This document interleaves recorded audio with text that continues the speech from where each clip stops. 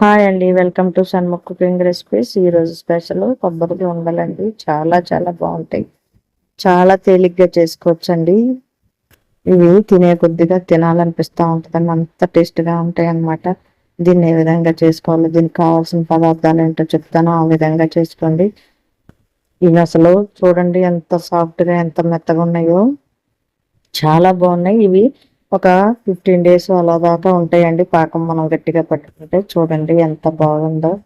ఒక్కటి తిని చూడండి, అసలు వదిలిపెట్టరు అనమాట. చూడండి ఒకటి ఓపెన్ చేసి చూస్తే ఎంత సాఫ్ట్గా ఎంత మెత్తగా కొంచెం పాకం పాకంగా గట్టిగా ఎంత బాగున్నాయో చూడండి. తింటే చాలా చాలా రుచిగా ఉంటుందండి. కోవా స్టైల్లో ఉంటుంది అనమాట. అంత బాగుంటుంది.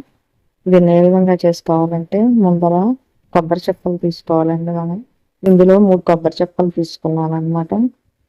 చూడండి 3 కొబ్బరి చెక్కలు తీసుకొని సన్నగా ముక్కలు కట్ చేసుకోవాలన్నమాట.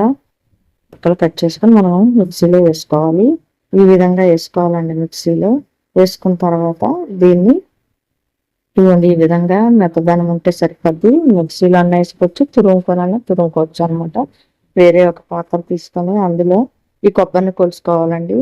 ఇవి ఒకటి వేసుకున్నాం కదా, కప్పు ఏ కప్పు అయితే ఆ కప్పుతో బెల్లం కూడా అలాగే తీసుకోవాలన్నమాట. ఇప్పుడు ఇవి 2 కప్పులు ఉంటుందండి. చూడండి ఇంకొక కప్పు హాఫ్ కప్ అనమాట. అప్పుడు మనము హాఫ్ కప్ కూడా వేసేసుకొని అప్పుడండి అందులో బెల్లము ఒక కప్పు వేసుకోవాలన్నమాట. కప్పు కొద్దిగా స్వీటు ఎక్కువ కావాలనుకున్న వాళ్ళు కొంచెం వేసుకోవచ్చు, లేదనుకుంటే కొద్దిగా వేసుకోవాలండి.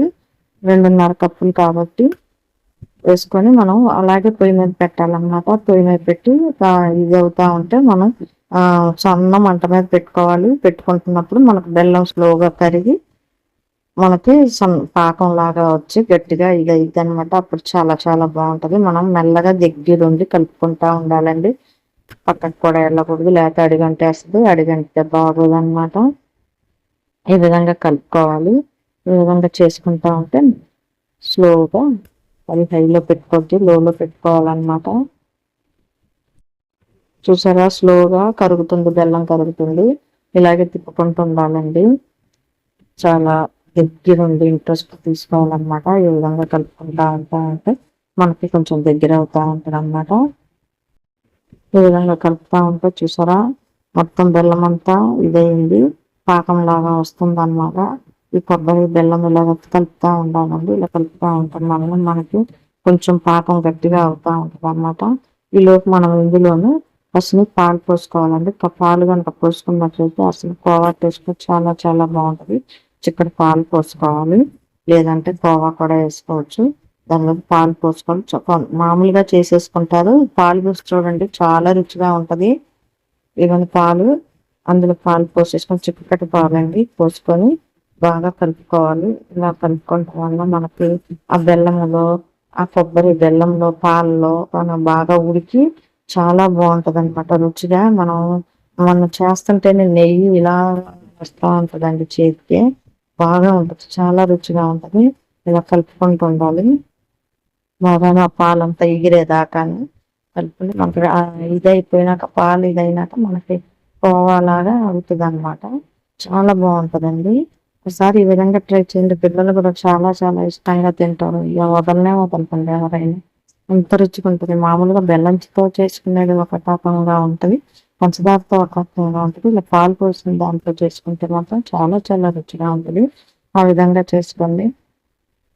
ఇది ఒక స్టైల్లో ట్రై చేయండి, చాలా బాగుంటుంది కదా.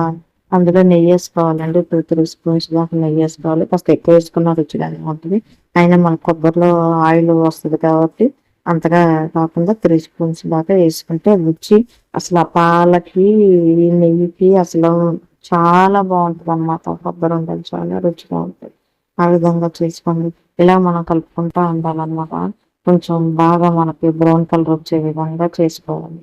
అప్పుడు బాగా మనకి ఆ పాకంలో బాగా ఉడికినట్టు చూసారా. ఈ విధంగా రావాలి, గోల్డ్ కలర్ వచ్చే విధంగా వచ్చింది. దగ్గర దగ్గర అయిపోతుందండి. ఇంకా కాసేపు కనుక మనం ఇలా చేసుకుంటే మనకి ఆయిల్ కూడా కింద ఉండకుండా మనకి బాండీకి వచ్చేస్తుంటది అనమాట. ఇలా చూసారా దగ్గర పడిపోతుంది. ఆ నెయ్యి కూడాను వచ్చేస్తుంది. నెయ్యి కూడాను అయిపోయింది మొత్తం. చాలా మంది ఆల్మోస్ట్ అయిపోయింది. మెల్లగా ఆపేస్తామండి. స్టవ్ ఆపేసేసుకోవాలి. తీసి పక్కన పెట్టేసుకోవాలి. ఈ విధంగా పక్కన పెట్టినాక వేడిగా చేసుకోకుండా ఒక కాసేపు గోరువెచ్చగా ఉన్నప్పుడు అనమాట ఒకసారి చూసుకొని గోరువెచ్చండి. ఇప్పుడు మనం ఉండలు చేసుకోవాలన్నమాట. నార్మల్గా కొబ్బరి సైజులో ఉంటాయి తెలుసు కదా, ఆ విధంగా చేసుకోవాలి. అసలు ఎంత బాగుంటుంది అనుకుంటున్నారు. చాలా చాలా రుచిగా చూడండి. నెయ్యి చెయ్యి అంతా నెయ్యి అంతా ఉండిపోతుంది కనిపిస్తుందండి. అదే నెయ్యి చూసారా, మనకు ఆ కొబ్బరిలోను పాలల్లోది మనం వేసిన నెయ్యి అసలు రుచి కమ్మదనం చాలా చాలా బాగుంటది. కమ్మనైన కొబ్బరి ఉండలండి. చూడండి ఇలా ఈ విధంగా చేసుకొని అన్నీ మనం ప్లేట్ తీసుకోవాలన్నమాట. అన్ని వండలు చేసుకొని చూడండి ముద్దుల పాకంగా వచ్చి మనకి అది ఆ కొబ్బరి ఉండ చాలా బాగుంటది అన్నమాట. ఆ విధంగా ట్రై చేయండి మీరు కూడా. ఈ విధంగా చూడండి ఎంత బాగున్నాయో చూస్తుంటేనే నోరు ఊరిపోతుంది కదా. చాలా బాగున్నాయి. అయిపోయిందండి మొత్తం చేసేసుకొని అయిపోయింది. ఈ విధంగా చేసేసుకొని అన్ని వేరే ప్లేట్లోకి తీసుకోవాలి అనమాట. అయిపోయింది చూడండి. అయినా సరే నెయ్యి చూడండి చేతికి అంతా అంటేసేసి వేసిన తక్కువ నెయ్యి చూసారా. ఇలా మనం వేరే ప్లేట్లోకి అన్ని తీసేసుకోవాలి. దానికి తీసేసుకొని మొత్తంగా ప్లేట్లో పెట్టుకొని సర్వ్ చేసుకుంటాం. అంతేనండి. పిల్లలైతే అసలు మిగల్చిన కూడా మిగల్చడం అంత బాగా ఉందన్నమాట. తింటుంటే సాగుతా చక్కగా టేస్ట్గా నెయ్యిగా కోవా బ్రహ్మాండంగా ఉందన్నమాట. సూపర్ సూపర్ మంచి రుచికరమైన కొబ్బరి లడ్డూలు లేకపోతే కొబ్బరి ఉండలు రెడీ అయిపోయింది అనమాట. ఇంకా తింటమే ఆలస్యం. ఒక్కటి ఓపెన్ చేసి చూద్దాం. ఒక్కటి చూద్దామండి. చూడండి అసలు ఎంత బాగుందో. అబ్బా లోపల కోవా టైప్ లో ఉంది. తింటే నోట్లో వేసుకుంటే కరిగిపోద్ది అన్నమాట. ఈ విధంగా ఉంటది. మీకు ఇది బాగా నచ్చిందా? నచ్చినట్టయితే లైక్ చేయండి, షేర్ చేయండి, సబ్స్క్రైబ్ చేయండి.